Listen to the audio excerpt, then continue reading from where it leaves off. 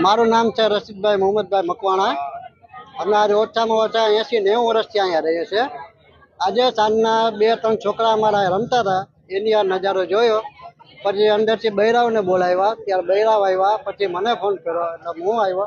જોયો એટલે કાયદેસર દરગાહ આમથી આમ ઊંચી નીચી થતી હતી. આ વર્ષોથી જોઈએ છે, આ પહેલી વાર આવી કરામત થઈ. પછી બધા માણસો આવે છે, જોવે છે. અત્યારે ધીમી ગતિ હાલે છે.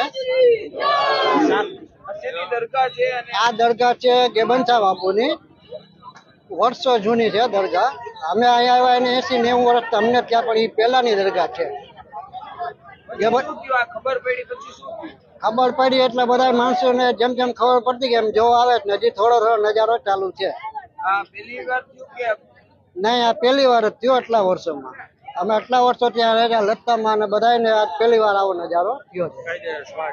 આમ કાયદેસર આમ શ્વાસ લેતા ને એવી રીતના અત્યારે હાલમાં પણ એ નજારો